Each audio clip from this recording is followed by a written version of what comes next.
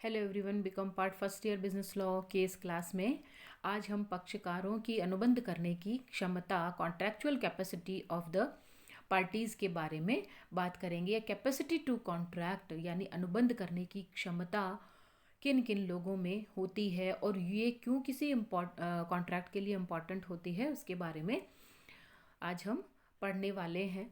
According to Section 10, all agreements are contracts if they are made by the parties competent to contract.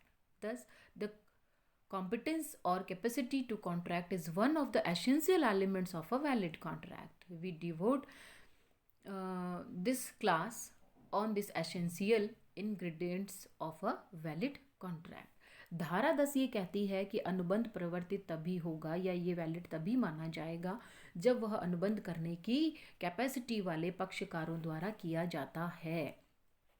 यदि contract ऐसा है जो इस तरह की कैपेसिटी वाले लोगों के द्वारा नहीं किया गया है तो उसे वैलिड नहीं कहा जा सकता है। According to section 10, the contract is enforceable if the contract is made by the party having contractual capacity.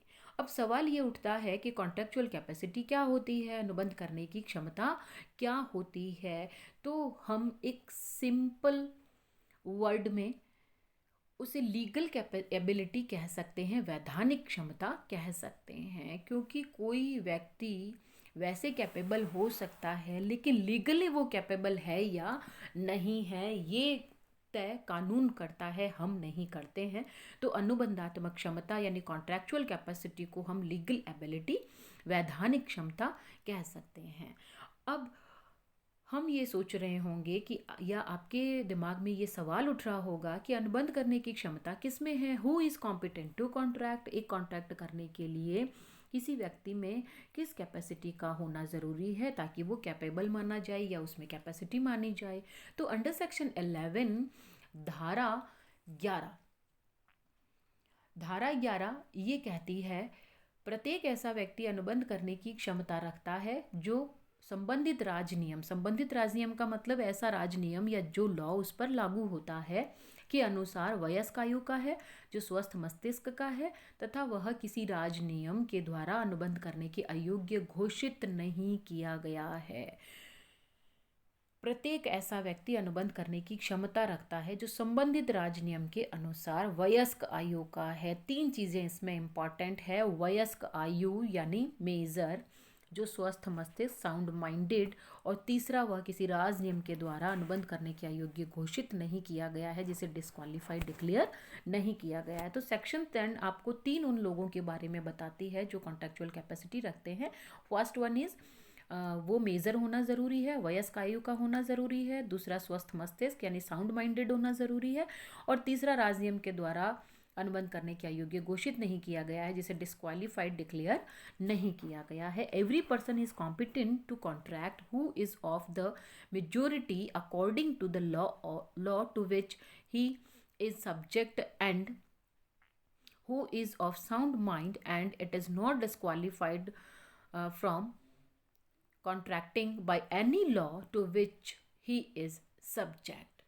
तो धारा 11 हमें किसी व्यक्ति की एबिलिटी या लीगल एबिलिटी के बारे में बताती है कि एक व्यक्ति कब योग्य होगा और कब अयोग्य होगा। मैंने इसमें क्लासिफिकेशन करके भी लिखा। अकॉर्डिंग टू सेक्शन 11 क्वालिफाइड कौन होगा, जो मेजर होगा, जो वयस्क है, जो स्वस्थ मस्तिष्क का है और जिसे अयोग्य घोषित नहीं किया गया है। और डिस्क्वालीफाइड कौन सा होगा, क्वेश्चन में आपसे दोनों चीज़ें पूछी जा सकती है। 8 मार्क्स में आपसे क्वालिफाइड और डिसक्वालीफाइड दोनों लोगों के बारे में पूछा जा सकता है। तो सेक्शन 11 आपको क्वालिफाइड के बारे में बताता है और इसको अपोजिट यदि आप कर दें तो डिसक्वालीफिकेशन आपके सामने आ जाती है। तो वो डिसक्वालीफिकेशन आपको कहती है वह यदि अवयस्क है, यदि वो अनसाउंड माइंडेड है और यदि उसे अनुबंध करने के अयोग्य घोषित कर दिया गया है, डिसक्वालीफाइड डिक्लेयर कर दिया गया है, तो they all are disqualified persons. न्यायालय ये चीज़ जो सेक्शन 11 है ये बताने की जो आवश्यकता है ये इस बेस पर पड़ी कि कोर्ट और लॉ ये मान के चलता है कि प्रत्येक व्यक्ति अनुबंध करने के योग्य है। यदि कोई भी व्यक्ति इस आधार पर अनुबंध के दायित्व से मुक्त होना चाहता है कि वह अनुबंध करने की कैपेसिटी नहीं रखता है तो उसे ये खुद को सिद्ध करना होगा, खुद को ये प्रूव करना होगा कि वह कॉन्ट्रैक्ट करने के लिए कैपेबल नहीं है, क्योंकि लॉ और कोर्ट यही मान के चलते हैं कि आप कैपेबल हैं। अब सेक्शन 11 में जो सबसे पहली कैपेसिटी कही गई कि जो पार्टी है उसका वयस्क होना जरूरी है, मेजर होना जरूरी है। तो मेजर कौन होगा, माइनर कौन होगा? तो अवयस्क व्यक्ति कौन होता है, हम इसके बारे में पहले पढ़ते हैं। अवयस्क कौन होगा?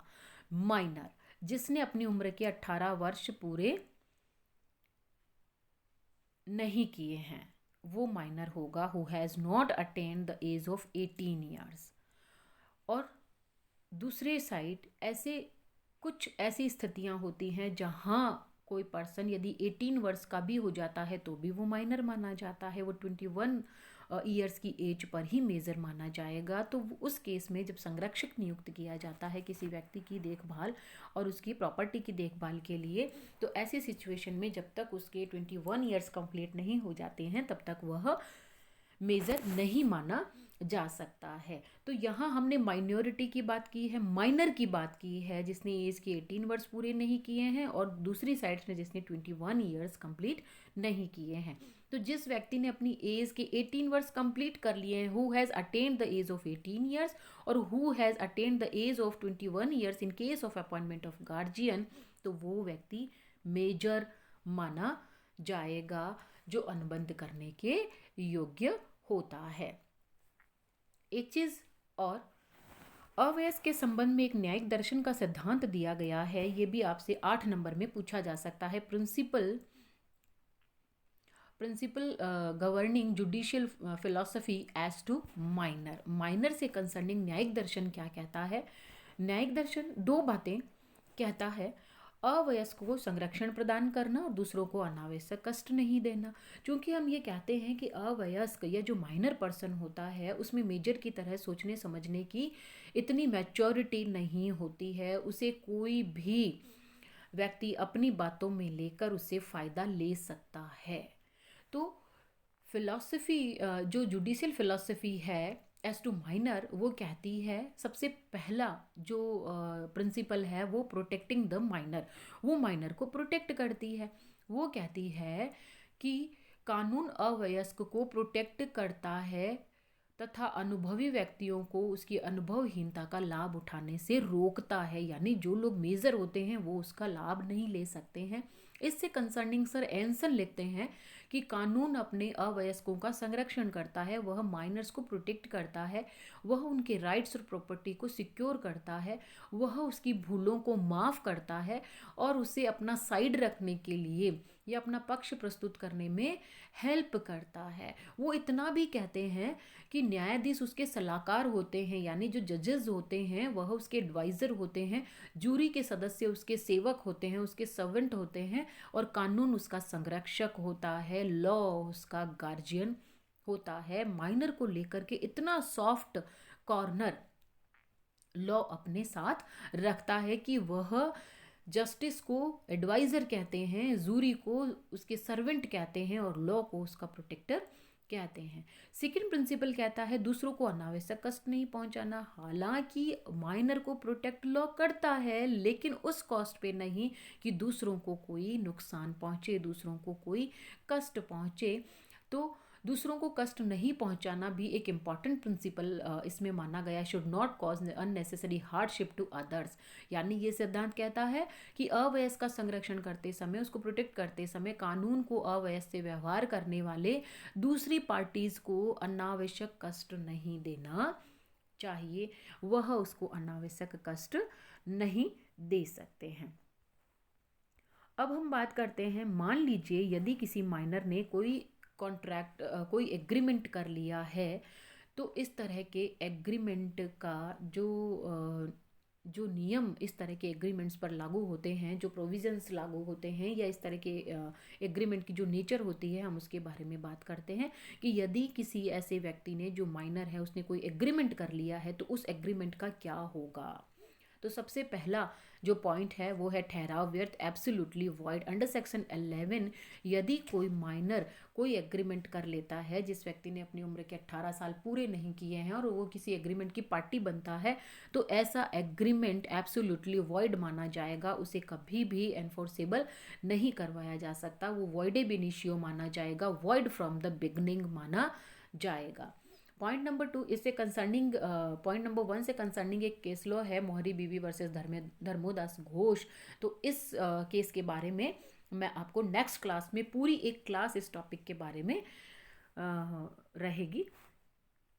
नेक्स्ट पॉइंट है हितधारी की स्थिति में प्रवर्तन, enforcement of contract if minor is promisee या बेनिफिशरी। यदि माइनर लाभ प्राप्त करने की स्थिति में है, हितधारी की स्थिति में है, तो चाहे तो न्यायालय से प्रार्थना करके पक्षकार के विरुद्ध अनुबंध को प्रवर्तित करवा सकता है। मतलब ये कि यदि किसी एग्रीमेंट में माइनर को बेनिफिट होने वाला है या वो बेनिफिशरी है, तो वह कोर्ट से यह रिक्वेस्ट कर सकता है कि इस तरह के एग्रीमेंट को प्रवर्तित करवाया जाए। नेक्स्ट पॉइंट प्रत्यास्थापना या क्षतिपूर्ति, रेस्टिट्यूशन और कॉम्पनसेशन। प्रत्यास्थापना क्या होती है? प्रत्यास्थापना का तात्पर्य ठहराव के अंतर्गत प्राप्त लाभ या प्रतिफल को लौटा देना, यानी पार्टी दोनों वापस उसी सिचुएशन में आ जाती है।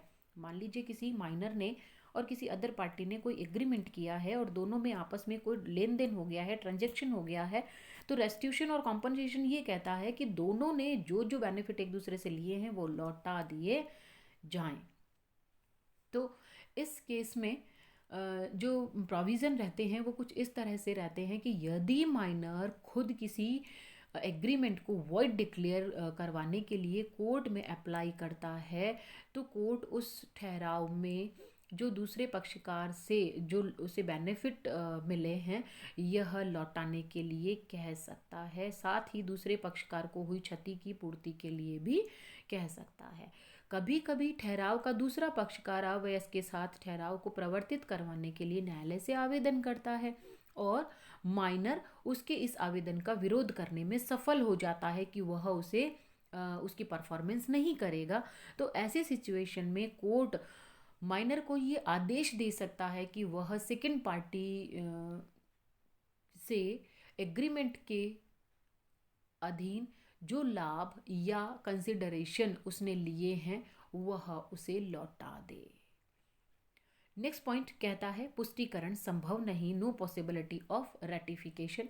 एक माइनर जब मेजॉरिटी प्राप्त कर लेता है या जब वो वयस्क हो जाता है, तो भी वह अपने माइनॉरिटी पीरियड में जो उसने एग्रीमेंट्स किए हैं उनकी पुष्टि नहीं कर सकता है। यानी जो काम आपने एज अ माइनर कर लिए हैं, मेजर होने के बाद में आप उनको ठीक नहीं कर सकते हैं, वो वॉइड ही रहते हैं।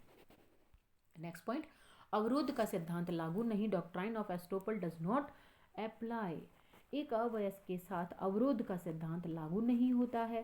यदि कोई माइनर मिथ्या वर्णन करके, मिस रिप्रेजेंटेशन करके, फ्रॉड करके, कोई फॉल्स स्टेटमेंट कह करके मेजर बनता है या खुद को मेजर बताता है और किसी पार्टी को अपने साथ अनुबंध करने के लिए प्रेरित कर लेता है, तो ऐसी सिचुएशन में उसके अनुबंध के निष्पादन के लिए उसे उत्तरदायी नहीं ठहराया जा सकता है। यानी माइनर अपनी माइनॉरिटी में सदैव ये वकालत कर सकता है या ये दलील दे सकता है, minor can always plead his minority, तथा अवयस्कता की आड़ में अपने दायित्व से बच सकता है। वहाँ पर यदि वो झूठ भी बोलता है तो भी वह बच निकलता है। नेक्स्ट पॉइंट विशिष्ट निष्पादन नहीं, नो स्पेसिफिक परफॉर्मेंस। विशिष्ट निष्पादन का जो मतलब है या जो मीनिंग है, अनुबंध को मूल रूप से तय की गई शर्तों के अनुसार पूरा करना। जिस फॉर्म में कॉन्ट्रैक्ट हुआ है उसी फॉर्म में उसको पूरा करना कहा जाता है, उसे ही हम स्पेशल परफॉर्मेंस कहते हैं।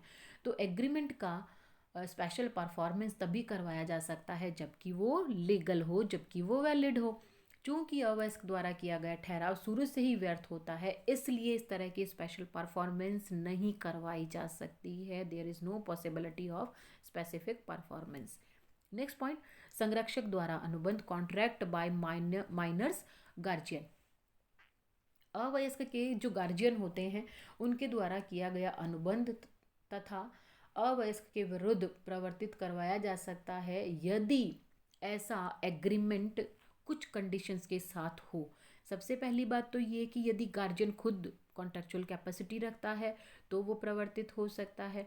यदि वह अपनी पावर के अंदर अंदर या अपने अधिकारों के अंदर अंदर अनुबंध करता है, यानी उसको पावर होती है कि इस तरह का एग्रीमेंट वो कर सकता है, तो गार्जियन ऐसा एग्रीमेंट कर सकता है और उसने ऐसा कॉन्ट्रैक्ट उस माइनर के हित के लिए किया है। यदि वो अपने हित के लिए काम करता है तो वो एनफोर्सेबल नहीं होगा, लेकिन यदि वो माइनर के हित के लिए काम करता है तो वो एनफोर्सेबल हो सकता है। और इसी तरह से कोई भी गार्जियन माइनर के लिए संपत्ति खरीदने का अनुबंध नहीं कर सकता है। ये कहा गया है कि गार्जियन कॉन्ट्रैक्ट कर सकता है लेकिन वह उसके लिए संपत्ति खरीदने का अनुबंध नहीं कर सकता है, अचल संपत्ति खरीदने का अनुबंध नहीं कर सकता है। नेक्स्ट पॉइंट है माता पिता का दायित्व नहीं। माइनर यदि कोई एग्रीमेंट करता है तो उसके लिए उसके पेरेंट्स की कोई रिस्पॉन्सिबिलिटी नहीं है, चाहे वह दायित्व जीवन की आवश्यकताओं के संबंध में ही क्यों नहीं हो। लेकिन यदि माइनर ने अपने माता पिता की एजेंट के रूप में काम किया है तो उसके माता और पिता यानी उसके पेरेंट्स की रिस्पॉन्सिबिलिटी मानी जाती है। कहने का मतलब ये, यदि एक्स माइनर है और उसने कोई एग्रीमेंट कर लिया है तो उसके लिए उसके पेरेंट्स रिस्पॉन्सिबल नहीं है, बट इन अदर सिचुएशन यदि वो उनके एजेंट की सिचुएशन में है या उन्होंने अपने एजेंट बना के उससे कोई काम करवाया है तो वह उसके लिए रिस्पॉन्सिबल माने जाएंगे। नेक्स्ट पॉइंट है अवयस्क एजेंट। जैसा कि ऊपर वाले पॉइंट में भी आया कि माइनर एजेंट बन सकता है लेकिन वो एजेंट बना नहीं सकता है। वह खुद किसी का एजेंट हो सकता है लेकिन अपने लिए वह एजेंट नहीं अपॉइंट कर सकता है, और यदि उसने ऐसा कर दिया है तो वो एनफोर्सेबल नहीं होगा। नेक्स्ट पॉइंट अवयस्क साझेदार माइनर एज पार्टनर। ये तो आप सभी जानते हैं कि एक अवयस्क माइनर को कभी भी साझेदारी फर्म का साझेदार नहीं बनाया जा सकता है, क्योंकि साझेदारी का खुद का जो जन्म होता है, उसकी जो ओरिजिन होती है वह किसी कॉन्ट्रैक्ट से होती है और माइनर कॉन्ट्रैक्ट करने के लिए कैपेसिटी रखता ही नहीं है, लेकिन उसको लाभों में साझेदार बनाया जा सकता है। नेक्स्ट पॉइंट अवयस्क के लिए भूति या प्रत्याभूति कहें इसको हम, गारंटी फॉर अ माइनर। अवयस्क की कोई भी व्यक्ति गारंटी दे सकता है लेकिन गारंटी देने वाला व्यक्ति ऋणदाता के वचन को पूरा करने के बाद भी अवयस्क को उस वचन के पालन के लिए बाध्य नहीं कर सकता है। यानी यदि किसी पर्सन ने माइनर की गारंटी दे दी है और माइनर अपने प्रॉमिस को पूरा नहीं कर पाता या वो डिफॉल्टर रह जाता है तो उसे जो क्रेडिटर है उसको माइनर का जो पैसा है या उसकी जो लाइबिलिटी है उसको पूरा करना होगा, और उसके बाद में वह माइनर से कुछ डिमांड नहीं कर सकता क्योंकि माइनर वो सब करने के लिए लायबल नहीं होगा। नेक्स्ट पॉइंट अवयस्क अंशधारी माइनर शेयर होल्डर। अवयस्क को किसी भी कंपनी में अंश आवंटित नहीं किए जा सकते हैं, क्योंकि अंश आवंटित करना, शेयर अलॉटमेंट करना भी किसी कॉन्ट्रैक्ट से ही संभव होता है और वो कॉन्ट्रैक्ट नहीं कर सकता है। नेक्स्ट पॉइंट अवयस्क संयुक्त वचनदाता के रूप में। यदि कोई माइनर कुछ अन्य मेजर लोगों के साथ मिलकर के जॉइंट प्रोमिसर की सिचुएशन में है तो उस सिचुएशन में वह minor as a joint promisor responsible नहीं होगा, लेकिन जो रिमेनिंग मेजर प्रोमिसर हैं वही लाइबल माने जाएंगे। नेक्स्ट पॉइंट अवयस्क और दिवालिया अधिनियम माइनर एंड इंसॉल्वेंसी एक्ट। एक अवयस्क को कभी भी दिवालिया घोषित नहीं किया जा सकता है, चाहे उसके जीवन की आवश्यकता ही क्यों न खरीदी हो, उसे इंसॉल्वेंट डिक्लेयर नहीं किया जा सकता है। अपराध के लिए दायित्व। नेक्स्ट पॉइंट है आपका लाइबल फॉर टॉर्ट्स। यदि किसी अवयस्क ने कोई ऐसा अपराध किया है जिससे किसी व्यक्ति के व्यक्तिगत और उसकी संपत्ति को हानि पहुंची है तो अवयस्क को उसके लिए उत्तरदायी ठहराया जा सकता है। अवयस्क को वयस्क की तरह ही, मेजर की तरह ही मान हानि के लिए, शील भंग के लिए, कपट के लिए, गबन के लिए उत्तरदायी ठहराया जा सकता है। लेकिन यदि अनुबंध के कारण अपराधपूर्ण कार्य किए जाते हैं तो अवयस्क उत्तरदायी नहीं ठहराया जा सकता है।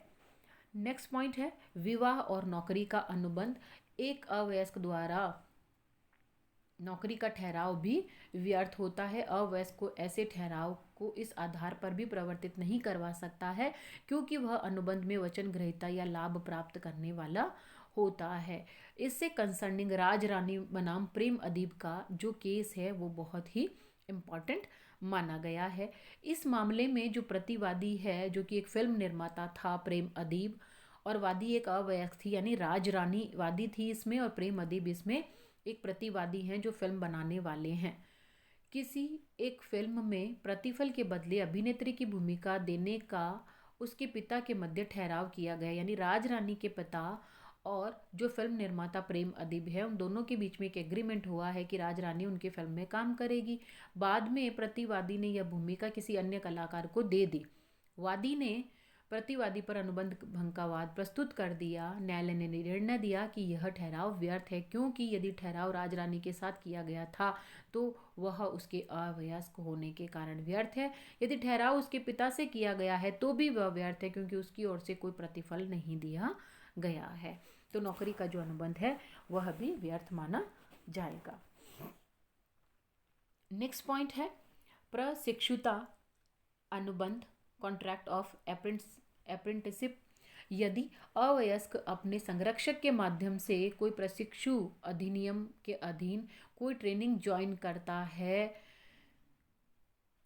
तो किसी भी कारखाने के मालिक से अनुबंध करता है तो वह वैध माना जाएगा। एज अ ट्रेनी यदि वह ऐसा करता है तो वह वैध माना जाएगा। इसी तरह से जो बंधक के अनुबंध है वो भी यानी मॉर्गेज जो कॉन्ट्रैक्ट है वो भी व्यर्थ माने जाएंगे। और आवश्यकताओं के संबंध में यानी लायबिलिटी फॉर नेसेसिटीज़ के लिए ये कहा गया है कि यदि कोई पार्टी माइनर की जो आवश्यकताएं हैं यानी रोटी कपड़ा और मकान उसके लिए कोई पैसा खर्च करता है और यदि माइनर की प्रॉपर्टी है तो वह उस प्रॉपर्टी में से उसकी भरपाई कर सकता है। लेकिन यदि माइनर की कोई प्रॉपर्टी नहीं है तो उससे एक पैसा भी वसूल नहीं किया जा सकता है। तो आज की इस क्लास में हमने कॉन्ट्रेक्चुअल कैपेसिटी के मीनिंग के बारे में बात की और माइनर कौन होता है, कॉन्ट्रेक्चुअल कैपेसिटी को किस में डिफाइन किया गया है, और एक माइनर यदि एग्रीमेंट कर ले तो उसके प्रभाव क्या क्या होते हैं उसके बारे में बात की। बहुत ही इम्पॉर्टेंट चैप्टर है आपका ये पूरा का पूरा चैप्टर। 8 मार्क्स और 20 मार्क्स में कहीं भी कुछ भी आपसे पूछा जा सकता है। इससे इम्पॉर्टेंट मानते हुए आप लर्न करेंगे और मैं ये सोचती हूँ कि आपको ये टॉपिक अच्छे से समझ में आ गया होगा। इसका PDF मैं आपको ऑलरेडी सेंड कर चुकी हूँ। असाइनमेंट आगे आपको दे दिया जाएगा। आज की क्लास के लिए इतना ही। Thank you.